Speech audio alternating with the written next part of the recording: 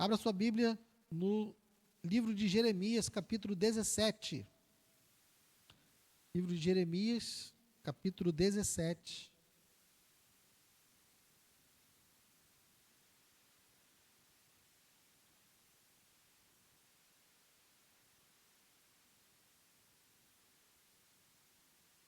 Nós vamos ministrar o capítulo inteiro, mas vou fazer agora a leitura somente do verso 1 ao verso 4, ok? Nós vamos meditar em todo o capítulo, mas agora essa leitura inicial vou fazer apenas dos versos 1 ao verso 4. Diz assim, Jeremias 17, a partir do verso 1. O pecado de Judá está escrito com um ponteiro de ferro e com ponta de diamante, gravado na tábua do seu coração e nas pontas dos seus altares. Os seus filhos se lembram dos seus altares e dos postes da deusa Aserá, junto às árvores frondosas, sobre as colinas elevadas e nos montes do campo. Darei os seus bens e todos os seus tesouros como despojo, e farei o mesmo com os seus lugares altos por causa do pecado em todos os seus territórios. Você terá de abandonar a herança que lhe dei. Farei com que você sirva aos seus inimigos numa terra que você não conhece, porque o fogo que você acendeu na minha ira queimará para sempre. Pai amado, ajuda-nos, ó Deus, nessa noite. Não somente nesse trecho que lemos, mas em todo o capítulo que vamos meditar. Que o Senhor traga clareza ao nosso coração, que o Senhor aplique a Tua palavra às nossas vidas. E tudo isso, ó Deus, somente é possível pelo poder do Teu Espírito. Não estou aqui confiando em mim e peço que o Senhor supra cada uma das minhas inconsistências, cada uma das minhas incapacidades, para que a Tua igreja seja alimentada hoje. Que o Senhor fale, ó Deus, apesar de mim, eu te peço, em nome de Jesus. Amém e amém. Pode sentar, queridos.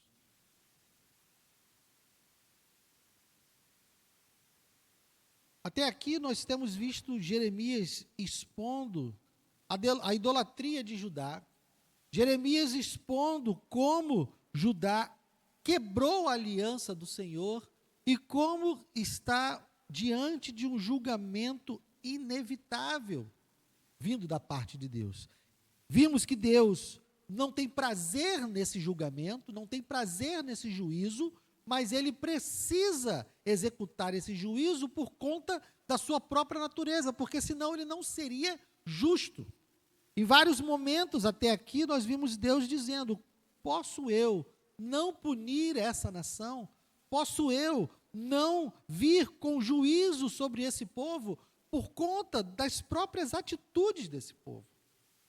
Então Deus, embora não tenha prazer, ele precisa executar esse juízo por conta da sua própria justiça, por conta da sua própria santidade.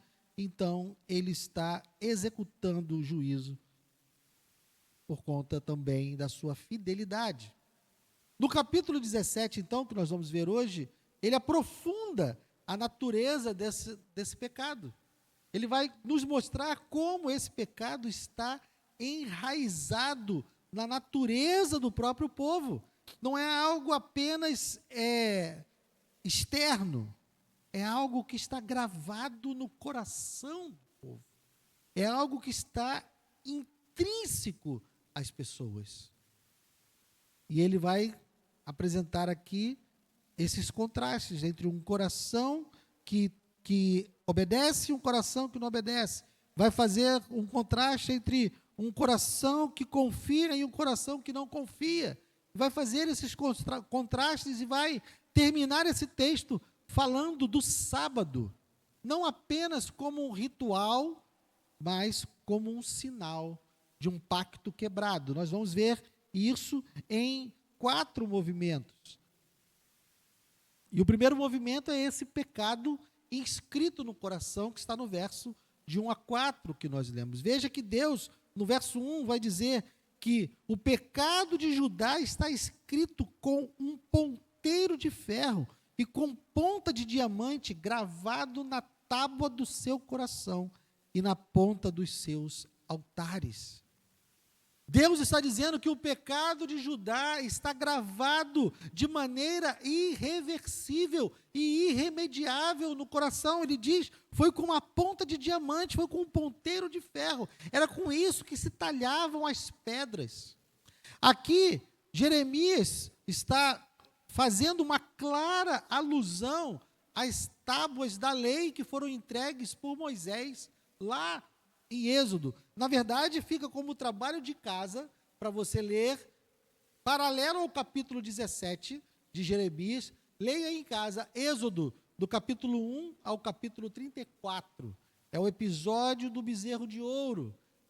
Aqui, Jeremias está com os olhos colocados naquele episódio. Nós vamos perceber que aqui ele está tratando do pecado do povo e como se ele tivesse acabado de ler Êxodo e estivesse com essas figuras de Êxodo na sua cabeça, a lei do Senhor, o sábado e a traição e a idolatria do povo com o bezerro de ouro. Isso está muito vivo no coração do profeta. Então, aqui nós vamos ver essas alusões que ele faz a Êxodo. Então, aqui essa é a primeira alusão, as tábuas da lei. Da mesma forma que Deus havia escrito nas tábuas da lei os seus mandamentos, o povo de Judá tinha escrito no seu próprio coração os seus pecados. Eles estavam muito mais comprometidos com o seu pecado do que com a lei do Senhor. Para nos mostrar que o pecado não é algo superficial, não é algo que está fora de nós, não é algo que está apenas nos nossos membros. Os pecados que cometemos e os pecados que Judá cometia, eles são simplesmente expressões daquilo que está no seu interior. Se você se lembrar do Éden, quando Eva estende a mão para tomar do fruto do conhecimento do bem e do mal, nós precisamos estar atentos de que a queda acontece antes dela comer o fruto. Não foi uma consequência de ter comido o fruto, porque nós às vezes ficamos com essa impressão, mas qual o problema dela comer do fruto do conhecimento do bem e do mal? Como se o fruto do conhecimento do bem e do mal tivesse causado a queda, como se tivesse sido um efeito de ter comido o fruto, mas não foi isso. Eva e Adão caem no momento em que estendem a mão e querem comer, porque eles já estão em desobediência. Eles então se colocam no lugar de Deus, que define o que é certo e o que é errado. No momento em que a serpente vem, traz dúvidas sobre a palavra de Deus e diz para eles, olha, o que Deus disse é mentira, vocês podem comer sim. A serpente simplesmente deu a eles uma escolha. E eles acreditaram que podiam escolher diante da palavra de Deus. Então, ao invés de dizerem, não, nós não vamos comer porque o nosso Deus, o nosso Senhor, disse para não comermos. E nós confiamos e obedecemos a palavra dele. Eles se colocaram no lugar de Deus e definiram se aquilo que Deus disse era verdade ou não, se aquilo que Deus disse era certo ou não, se aquilo que Deus disse era bom ou não. E eles, nesse lugar de juízes, nesse lugar de seus próprios deuses, estenderam a mão para pegar o fruto. Então a queda não é o comer do fruto. O comer do fruto é uma expressão da sua queda. Eles caíram antes. Quando decidiram comer do fruto, eles já haviam caído, porque já haviam decidido no seu coração que não iriam obedecer a Deus, mas que eles próprios eram quem definiam o que era certo e o que era errado. Então, aqui Deus está dizendo que esse pecado está gravado no coração. Mesmo que Deus agora, trazendo o juízo que ele promete, que diz que vai levá-los para o exílio, porque ele diz aqui no verso 4, você terá que abandonar a herança que lhe dei, farei com que sirvam os seus inimigos numa terra que você não conhece, porque o fogo que você acendeu na minha ira irá queimar para sempre. Deus vai levar esse povo para o exílio, mas sabendo que o problema central desse povo não está pelo fato deles estarem ali em Jerusalém ou estarem em Babilônia. O problema está no coração do povo. É um problema que é espiritual. O maior problema, então, do povo de Deus aqui não está fora dele. O maior problema está dentro dele. A tendência é procurar desculpas externas, mas o texto confronta. O pecado está escrito no coração. Então, não adianta colocar a culpa na cultura, não adianta colocar a culpa no mundo, não adianta colocar a culpa onde quer que seja. O problema está no coração do ser humano, em nenhum outro lugar. Então, depois de nos dar essa visão de que o pecado está escrito no coração do povo, da mesma forma que a lei de Deus estava escrito nas tábuas, vem aqui então uma outra poesia, verso 5. Assim diz o Senhor: maldito aquele que confia no ser humano, que faz da carne mortal o seu braço e cujo coração se desvia do Senhor, porque ele será como um arbusto solitário no deserto e não verá quando vier o bem, pois, pelo contrário, morará nos lugares secos do deserto, na terra salgada e inabitável. Bendito é aquele que confia no Senhor e cuja esperança é o Senhor, porque ele é como árvore plantada junto às águas, que estende as suas raízes para o ribeiro e não receia quando vem o calor, porque as suas folhas permanecem verdes, e no ano da seca não se perturba, nem deixa de dar fruto. Enganoso é o coração, mais do que todas as coisas, e desesperadamente corrupto. Quem poderá entendê-lo? Eu, o Senhor, sondo o coração, eu provo os pensamentos para dar a cada um segundo os seus caminhos, segundo o fruto das suas ações. Como a perdiz que choca ovos que não pôs, assim é aquele que ajunta riquezas desonestamente. No meio da vida ficará sem elas, e no seu fim passará por tolo. Então aqui Deus vai de novo nos remeter à ideia lá de Êxodo. Por quê? Porque ele vai confrontar a diferença entre aquele que confia no ser humano e aquele que confia no Senhor. Esse verso 5, em muitas Bíblias, essa versão corrigiu esse erro, mas aqui está dito, né? Maldito aquele que confia no ser humano. Em outras versões está escrito, maldito o homem que confia no homem. Isso está escrito em outras versões. E havia um erro na hora de aplicarmos esse texto, porque muita gente usava esse versículo para dizer o quê? Então eu não posso confiar em ninguém. Eu tenho que ser uma pessoa sozinha, eu tenho que desconfiar de todo mundo. Nenhum ser humano pode ter a minha confiança, então eu não confio na minha esposa, não confio nos meus filhos, não confio no meu pai, não confio nos meus amigos, porque olhavam para esse texto e diziam, maldito o homem que confia no homem. Mas o texto não era nesse sentido, e essa tradução melhorou isso, porque o problema não é você confiar em outras pessoas. Nós teríamos uma vida terrível se não pudéssemos confiar em ninguém. Imagina, você não poder confiar nos seus irmãos, não poder confiar na sua família. Não é isso que o texto está dizendo. O que o texto está dizendo, maldito é o homem que confia em si mesmo, que faz da carne mortal o seu braço, e cujo coração se desvia do Senhor. Ele está falando de pessoas que não confiam em Deus, mas confiam em si mesmos. Confiam na sua própria força, confiam no seu próprio discernimento, e não no Senhor. E o que eu acabei de falar que Eva fez e que Adão fez no Éden? Eles confiaram no seu próprio discernimento. Eles confiaram no seu próprio coração. Então se desviaram do Senhor. Então todo aquele que se acha autossuficiente, todo aquele que acha que é capaz de comandar a sua própria vida, é alguém que se desvia do Senhor. Então ele é maldito. Maldito.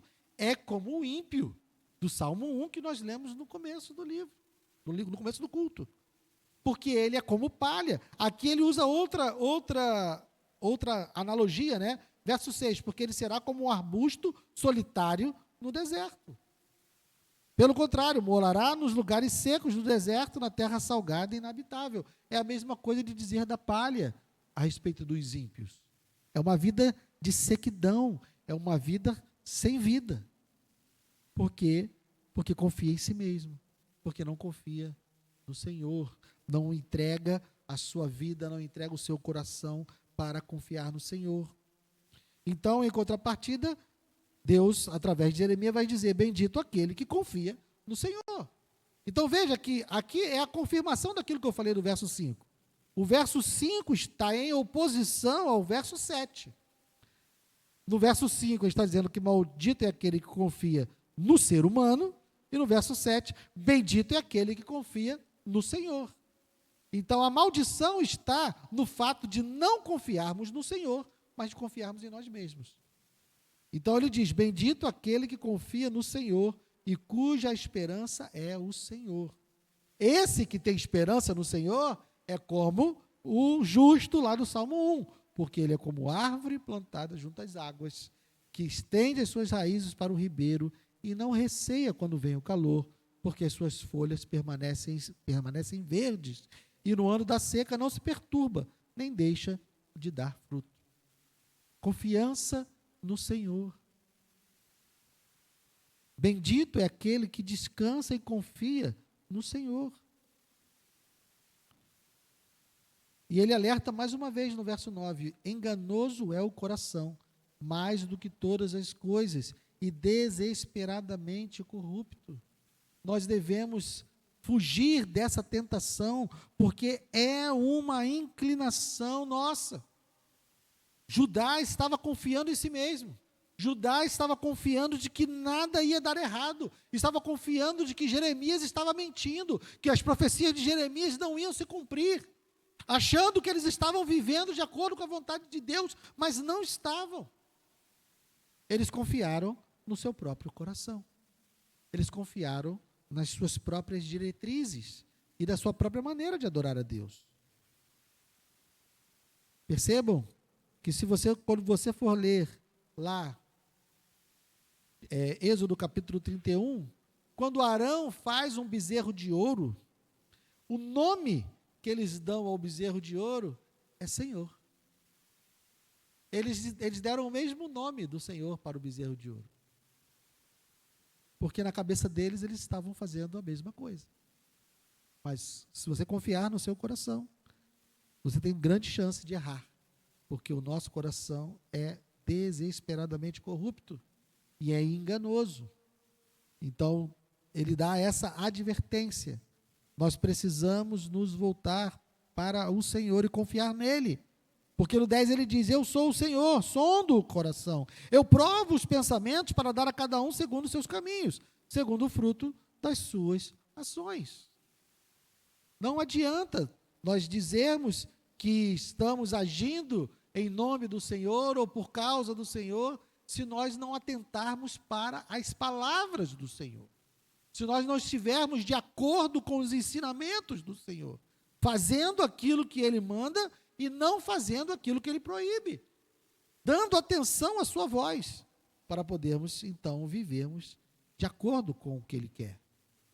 Não adianta dizer, nós estamos hoje num tempo onde quase 30% da população brasileira se apresenta como cristã evangélica, como cristão protestante. Mas, quando nós vamos olhar, né, a qualidade desses 30%, nós vamos encontrar todo tipo de confusão aí. Todo tipo de loucura, que se diz estar seguindo a Cristo, mas que não tem nenhum conhecimento da palavra de Cristo, nenhum conhecimento da vontade de Deus revelada nas Escrituras. Então não adianta estarmos nas estatísticas. Judá estava nas estatísticas. Na verdade, o único povo daquele mundo, daquele momento histórico, o único povo que professava o nome do Senhor era esse. E eles estavam em grande erro, tanto que foram submetidos a um juízo extremamente severo de Deus. 100% dos crentes estavam aqui em Judá. 100%. Mas Deus os puniu severamente, porque eles estavam distantes da palavra de Deus. Confiar em si mesmo ou confiar no Senhor? É esse desafio que está colocado aqui. Depois disso, então, Jeremias clama. Temos aqui aquilo que algumas Bíblias vão dizer, o quarto lamento de Jeremias.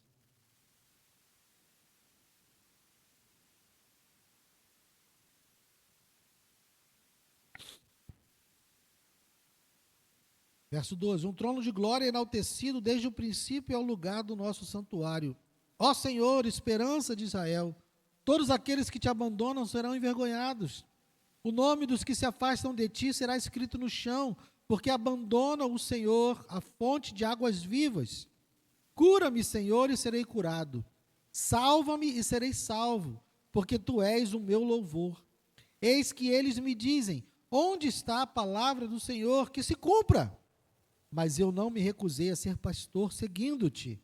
Também não desejei o dia da aflição, tu sabes. O que saiu dos meus lábios está no teu conhecimento. Não sejas para mim motivo de terror, tu és o meu refúgio no dia da calamidade. Que sejam envergonhados os que me perseguem, que não seja eu envergonhado. Assombrem-se eles e não me assombre eu.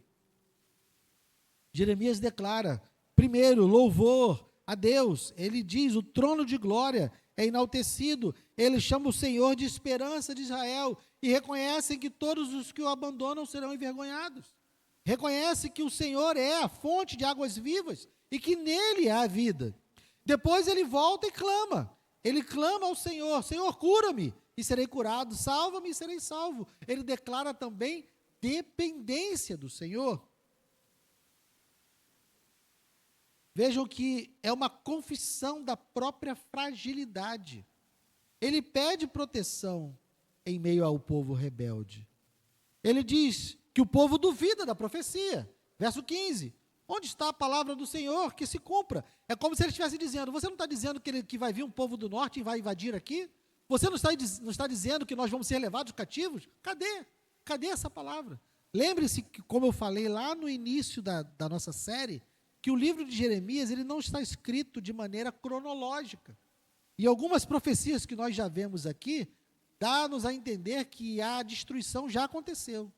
Dá-nos a entender que o povo já foi destruído, ou já está cercado num cerco feito pelos babilônios. Mas aqui, nesse momento, nesse texto, nós estamos vendo que nada tinha acontecido ainda, porque eles estão duvidando da palavra de Jeremias. Mas Jeremias diz que mesmo o povo duvidando, ele não se recusou. E diz, eu também não desejei o dia da aflição. Da mesma forma que Deus não desejava punir o povo, o coração de Jeremias está alinhado ao coração de Deus. Ele também não tem prazer na destruição do povo. Ele não tem prazer na disciplina e no juízo que Deus está trazendo.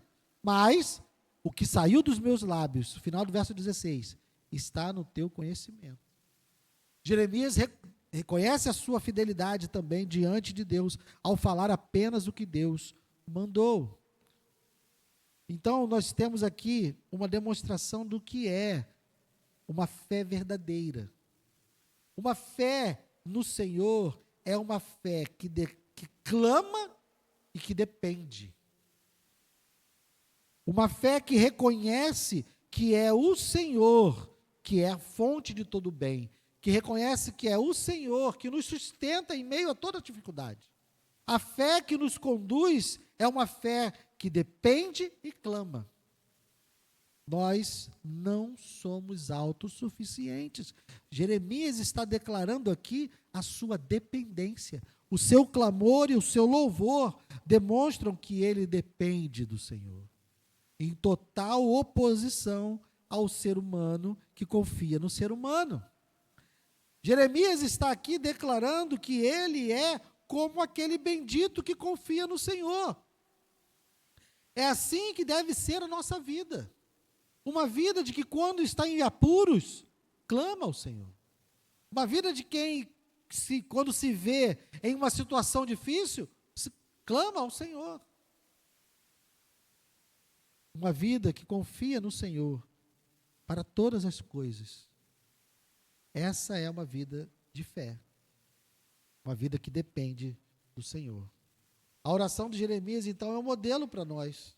Confiar mesmo quando todos ao redor seguem caminhos de incredulidade. Imaginem Jeremias vivendo no meio de um povo completamente impuro e completamente desobediente ao Senhor, com o culto falso, com uma adoração hipócrita. Ele permanece fiel a Deus, orando ao Senhor para que o Senhor o guarde no meio daquela geração rebelde. E por fim, o último trecho, do verso 19 ao 27, nós temos aqui o sábado, como um sinal quebrado.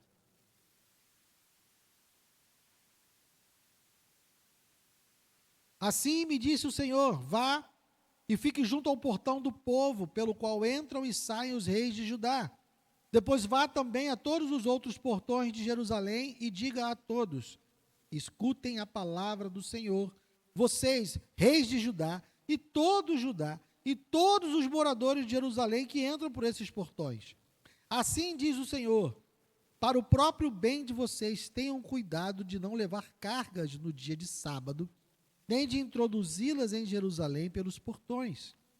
Não saiam de casa carregando objetos no dia do sábado, nem façam trabalho algum. Pelo contrário, santifiquem o dia de sábado, como ordenei aos seus pais. Mas eles não me deram ouvidos, nem atenderam. Pelo contrário, foram teimosos e não quiseram ouvir nem aceitar a disciplina. Se de fato me ouvirem, diz o Senhor, não introduzindo cargas pelos portões dessa cidade no dia de sábado, se santificarem o dia de sábado, não fazendo nele trabalho algum, então, pelos portões dessa cidade, entrarão reis e príncipes que se assentarão no trono de Davi, andando em carros e montados em cavalos, eles e os seus príncipes, o povo de Judá e os moradores de Jerusalém, e esta cidade será para sempre habitada. Virão das cidades de Judá e dos arredores de Jerusalém, da terra de Benjamim, da Safelá, das montanhas e do sul, trazendo holocaustos, sacrifícios, oferta de cereais e incenso, oferecendo igualmente sacrifícios de ações de graça na casa do Senhor.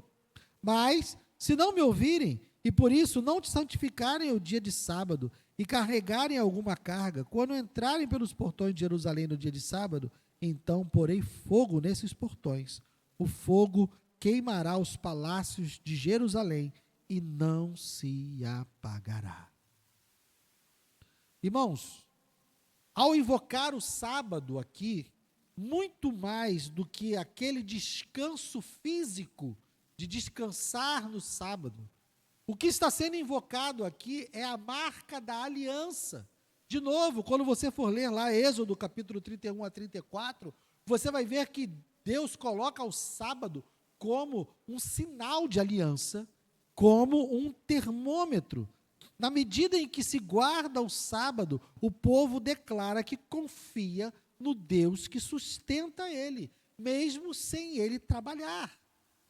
Quando o povo profana o sábado, ele está rejeitando o pacto, ele está rejeitando a aliança, dizendo que a vida depende dos meus braços e do meu trabalho. De novo, voltamos à ideia de confiar em Deus ou não confiar em Deus. O guardar o sábado tem a ver com confiar ou não confiar em Deus. Quando Deus diz, não trabalhe no sábado, aquele que confia em Deus diz, eu não vou trabalhar, eu vou obedecer e Deus vai garantir o meu sustento. Aquele que viola o sábado está dizendo, será que se eu não trabalhar, não vai me faltar algo? Será que se eu não trabalhar no sábado, não vai me faltar mantimento em casa? Esse não confia no Senhor, esse confia no seu braço, confia no seu trabalho. E aqui a promessa que Deus faz é uma promessa condicional. Se guardares, Jerusalém terá reis e bênção. Se não guardarem, virá o juízo. E nós sabemos que eles não guardaram, que eles quebraram a aliança de Deus e por isso o juízo virá. Então percebam que no contexto de Jeremias, o sábado funciona como um termômetro espiritual. Se eles não conseguem confiar em Deus por um dia, é claro que eles não conseguem confiar em Deus o restante dos dias. Não adianta dizer que confiam. Não confiam. Porque na hora de demonstrar essa confiança, eles falham. Porque têm receio. Isso tem a ver também, meus irmãos, com a nossa contribuição, como eu estava falando hoje. Tem a ver com a nossa confiança em Deus. Da mesma forma que o israelita não trabalhava no sábado, porque confiava que Deus ia manter a sua vida, mesmo sem ele trabalhar, sem ele arar a terra naquele sábado. Nós também, quando vamos entregar nossos dízimos e as nossas ofertas, nosso coração está sendo colocado à prova, para sabermos se nós confiamos em Deus mesmo ou não.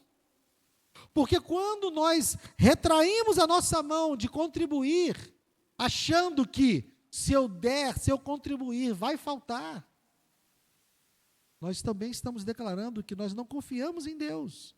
Nós estamos declarando que confiamos nos recursos que temos nas nossas mãos. É claro, meus irmãos, que eu não estou dizendo que se você se colocou numa situação tal, onde você ou contribui ou come, eu não estou dizendo para você pegar o dinheiro das suas compras e entregar. Não estou dizendo para você fazer isso. Eu estou dizendo simplesmente que você precisa rever a maneira como você se relaciona com o dinheiro, para que você não se coloque mais numa situação como essa. Certa vez uma irmã me ligou e disse: pastor, eu estou aqui com o dinheiro do dízimo, mas se eu entregar o dízimo, eu não vou pagar o irmão que me emprestou o dinheiro para pagar a conta de luz. Eu falei para ela: minha irmã, não usa o dízimo como desculpa para não pagar o irmão que te socorreu. Pelo amor de Deus, pague o irmão que te socorreu. Agora, precisamos sentar e conversar para que você possa organizar a sua vida de modo que você não precise nem pegar emprestado para pagar a sua conta de luz, nem ficar nessa ansiedade de poder contribuir com a obra de Deus.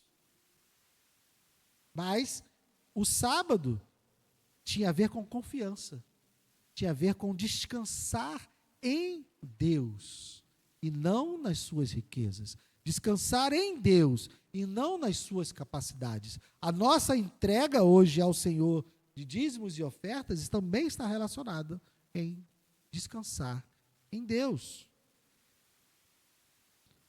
Mas o povo, nós sabemos que não fez isso. E por isso levou sobre si um grande juízo. Irmãos, Cristo invocou para si o sábado. Aqui em Jeremias, o sábado era um símbolo da aliança que o povo estava profanando por não confiar em Deus. E por não confiar em Deus, eles foram malditos. Jesus, quando invoca para si o senhorio do sábado, vamos lá, Marcos capítulo 2.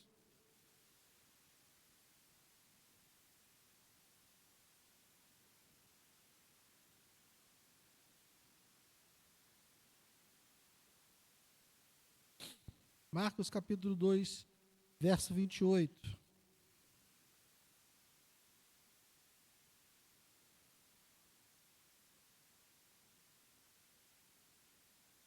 Vamos ler a partir do 27. E Jesus acrescentou: o sábado foi estabelecido por causa do homem, e não o homem por causa do sábado. Assim, o Filho do homem é Senhor também do sábado. E vejam que Jesus, ele se declara Senhor do sábado, e ele também diz que o verdadeiro descanso está nele. Mateus, volte um pouco, Mateus capítulo 11.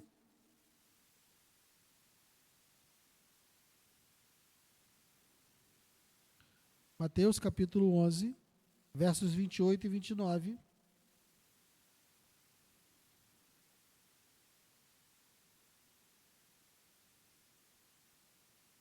Mateus 11, 28 e 29.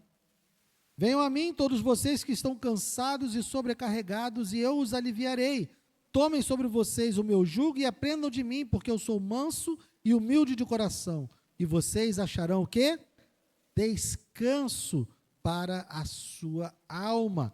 É nele que nós encontramos o verdadeiro descanso. O sábado era apontando como um descanso, e Cristo está dizendo que Ele é o Senhor do sábado, e Ele está dizendo que é nele que nós temos o verdadeiro descanso. Agora avance aí para Hebreus capítulo 4, lá mais para o final da Bíblia, Hebreus capítulo 4,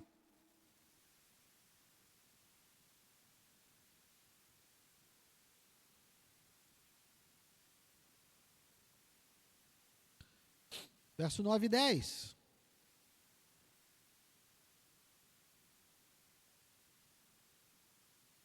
Portanto, resta um repouso sabático para o povo de Deus, porque aquele que entrou no descanso de Deus, também ele mesmo descansou das suas obras, como Deus descansou das suas.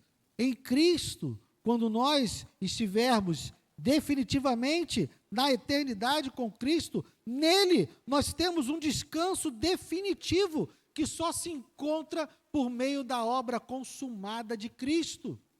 É em Cristo o nosso verdadeiro sábado, é em Cristo o nosso verdadeiro descanso. Por isso é nele que nós devemos ter toda e total confiança.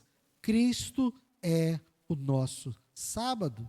Assim, o juízo que é anunciado aqui em Jeremias por causa do sábado, pelo fato deles não guardarem o sábado, pelo fato deles não confiarem em Deus, eles estão sofrendo um juízo. Esse juízo que é temporal em Jeremias, aponta para um juízo final para todo aquele que não confia na obra de Cristo. Todo aquele que não confia no descanso do Senhor passará pelo juízo final. E aquele que estiver em Cristo tem a oferta de descanso eterno em Cristo. Da mesma forma que Judá, ele recusou confiar no Senhor, recusou descansar no Senhor e sofreu juízo, todo aquele que recusar o descanso de Cristo, o descanso em Cristo, aquele que não confiar no Senhor Jesus, também passará pelo juízo eterno.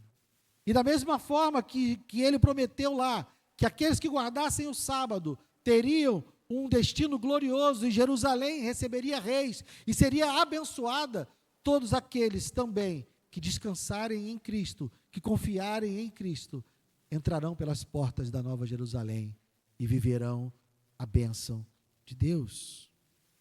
Então, meus irmãos, o que Jeremias nos traz aqui, desse texto do capítulo 17, são 3 perguntas muito importantes.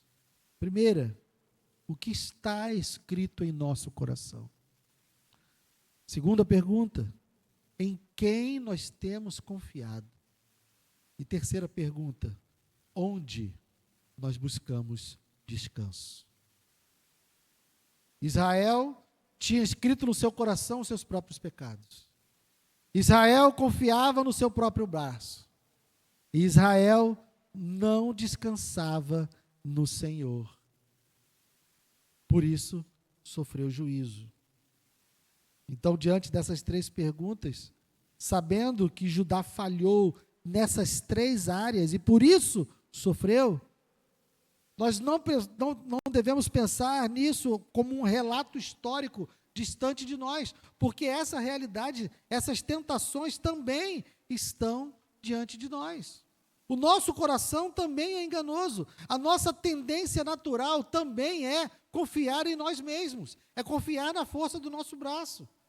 E quantas vezes nós buscamos descanso nas nossas próprias coisas, dos nossos próprios prazeres, em vez de buscar descanso no Senhor? Nós também vivemos essa realidade. Por isso que nós precisamos aplicar esse texto para a nossa vida hoje, olhando tanto para a seriedade do chamado de Deus, quanto para a graça que está revelada em Cristo Jesus. É nesse ponto que a palavra nos desafia. a decidir aonde está a nossa confiança e onde repousa o nosso descanso. Então, a primeira pergunta: o que está escrito em nosso coração é a lei do Senhor ou são os nossos próprios pecados? Nós precisamos reconhecer, nós precisamos confessar a Deus os nossos pecados, reconhecer que o nosso coração é enganoso e que nós não podemos confiar nele. E pedir a Deus: Senhor, por favor, muda-me, transforma-me. Eu quero ser cada dia mais parecido com teu Filho. Porque nós cremos que em Cristo Jesus, Ele tirou de nós esse coração de pedra que tinha os pecados gravados e colocou em nós um coração de carne, cumprindo a promessa que está lá na frente em Jeremias, onde Ele escreveria em nosso coração a sua lei. Nós vamos chegar lá na promessa de Jeremias 31, estamos ainda no capítulo 17, mas é disso que Deus está falando. Nós precisamos ter no nosso coração a lei do Senhor escrita. Segundo, a nossa confiança deve estar totalmente no Senhor, porque Ele diz que aqueles que confiam somente no Senhor são como árvores plantadas junto às águas, que não lhes falta vida, que não lhes falta vigor. Se nós estivermos confiando em somente nós seremos como um arbusto solitário no deserto. Em tempo de crise, como é que nós reagimos? Nós reagimos com desespero, buscando em todos os nossos recursos, em todos os nossos meios, para sairmos da crise, ou nós nos colocamos diante do Senhor? Em quem nós temos confiado? Nossa vida tem revelado mais desespero ou tem revelado mais confiança no Senhor?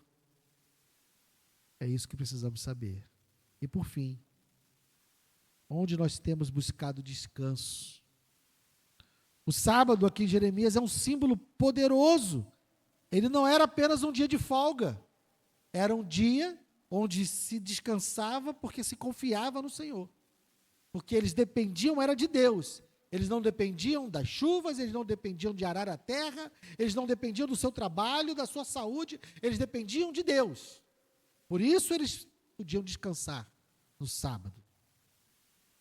Quando eles violavam o sábado, eles revelavam que o seu descanso estava em si mesmo. E nós? Como está a nossa agenda?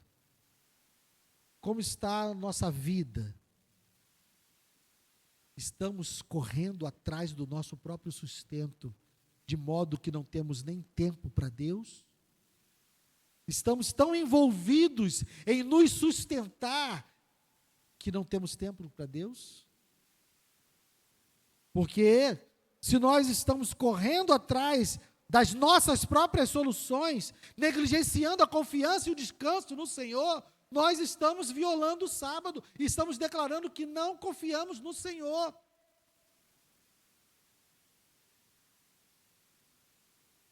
Cristo é o nosso sábado. Cristo é o nosso repouso final. E ao descansarmos nele, nós precisamos crer que tudo que é necessário para a nossa vida nos será acrescentado. Lembre-se das palavras de Jesus: não andeis ansiosos pelo que é vez de comer ou pelo que é vez de vestir. Porque quem fica preocupado com essas coisas são os gentios, que não confiam em Deus. Se você confia no Senhor, busque em primeiro lugar o seu reino, e todas essas coisas, ou seja, o que comer, o que vestir e o que beber, vão ser acrescentadas a você. Então que esse texto fique para você, meu irmão, como um convite e como um alerta. Um convite para você confiar plenamente no Senhor. E um alerta contra o coração enganoso que insiste em fazer com que a gente acredite somente nele. Creia que o Senhor Jesus pode lhe dar um novo coração, que Ele pode te plantar junto às águas vivas e que Ele pode ser o seu descanso eterno. Amém? Vamos ficar de pé.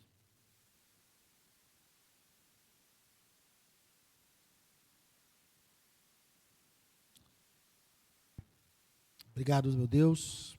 Obrigado pela tua palavra. Obrigado, Senhor, pela tua correção, pela tua exortação e pela tua declaração, ó Deus, de que nós podemos descansar em ti. Aumenta-nos a fé, Senhor. Perdoa-nos quando caímos em tentação e confiamos em nós mesmos. Perdoa-nos quando buscamos na nossa força e no nosso braço as soluções e o descanso da nossa vida. Perdoa-nos, Senhor. Leva-nos agora em paz para os nossos lares. Guarda-nos, Senhor, de todo mal. Eu te peço e te agradeço em nome de Jesus. Amém. Obrigado, meus irmãos. Peço perdão por esses minutinhos.